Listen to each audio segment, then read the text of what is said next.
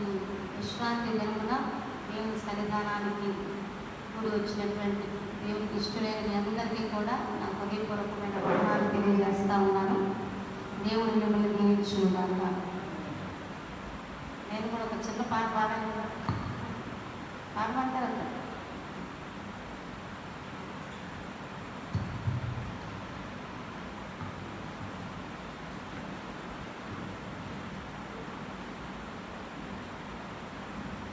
మంచి స్వరాలు దేవుడు మీకు ఇచ్చారు.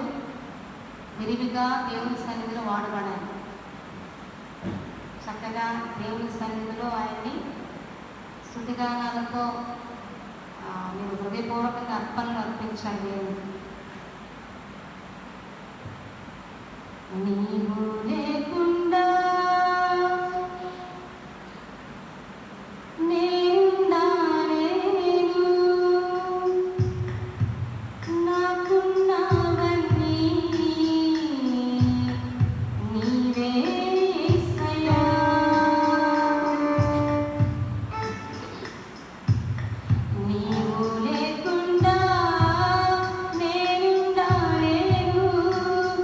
నాకున్నవన్నీ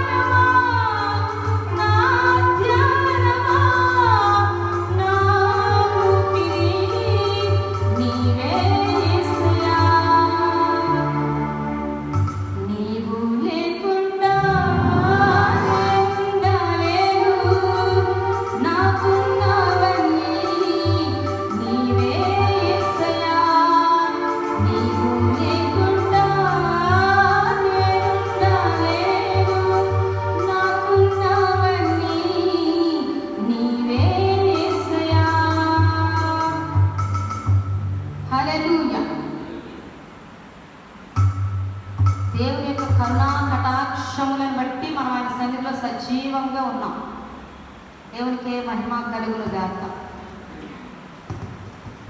దేవుడు చూసిన కొన్ని శ్రేష్టమైన మాటలు మనతో మాట్లాడడానికి ఆయన వేచి చూస్తూ ఉన్నారు.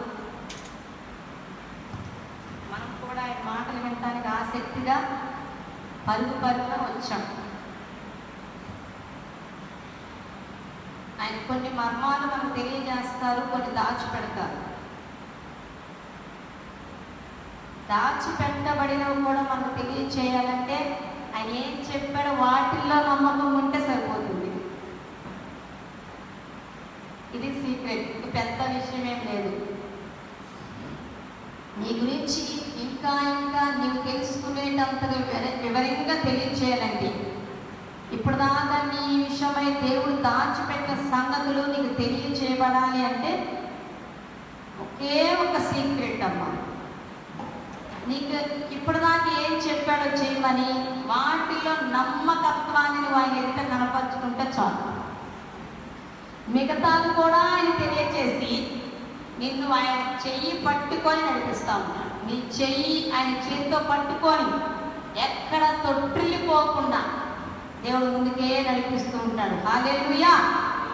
దేవుడు ఎప్పుడు కూడా మనల్ని పరీక్షించడానికే ఇష్టపడతాడు. ఆయన ఎల్లప్పుడూ తన ప్రియ బిడ్డలను పరీక్షించడానికే ఇష్టపడతాడు. ఆయన ఎప్పుడు ఎలా పరీక్షిస్తాడో కూడా మనం ఎప్పుడు అలర్ట్గా ఉండాలి. Be prepare. ఆయన పరీక్షిస్తున్నది మనకు అర్థమైపోయిందా? దానిలో నిలబడాలి అని అనిపిస్తుంది. ఆయన సహాయంతో నిలబడగలిగేమా ఇంకంతే, తీసుకొని వెళ్ళి ఆయన ఉంచాల్సిన స్థానంలో ఈజీగా కూర్చొని పెడతాడు. హల్లెలూయా.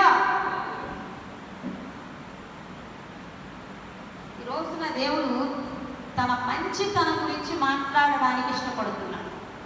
దేవుని యొక్క మంచితనం ఎటువంటిది, దేవుని యొక్క మంచితనం ఎటువంటిదో కూర్చున్నటువంటి మనందరి ఎడల, అలాగే యూట్యూబ్లో చూస్తున్న వారు, చూడబోతున్నటువంటి వారి కూడా దేవుడు కనపరచబోతున్నాడు. హల్లెలూయా. ఒక చిన్న సాక్ష్యం చెప్తాను, వర్తమానంలోకి వెళ్ళబోయే ముందు. లాస్ట్ సండే అయిపోయిన తర్వాత నైట్ మార్నింగ్ నాకు ఒక సిస్టర్ పర్సనల్గా మెసేజ్ చేశారు అని యూట్యూబ్లో కూడా కామెంట్ పెట్టారు అనమాట. నాకు చాలా ఆశ్చర్యం వేసింది. మన దృష్టి దేవుని ఈ మందిరములో, చర్చిలో, ఈ ఆలయంలో ఉన్న వారి మీదే ఉంటుంది. బోధించే వాళ్ళు కూడా దాదాపుగా దేవుడి జ్ఞాపకం చేస్తామో ఈ వాక్యం ఎవరి దగ్గరికి వెళ్ళబోతుందో లైవ్ ద్వారా లేదా యూట్యూబ్ ద్వారా అనేది దేవుడి తర్వాత గ్రహించినప్పుడు అర్థమవుతుంది. నాకు ఆ మెసేజ్ పెట్టిన తర్వాత ఆయన ప్రణాళికలో మాటలు వినాలన్న వ్యక్తి ఎక్కడున్నా ఈ ప్రపంచం మీద ఆ వాక్కు వాళ్ళ ఎంతకు చేరవేస్తాడు ఆయనంటే.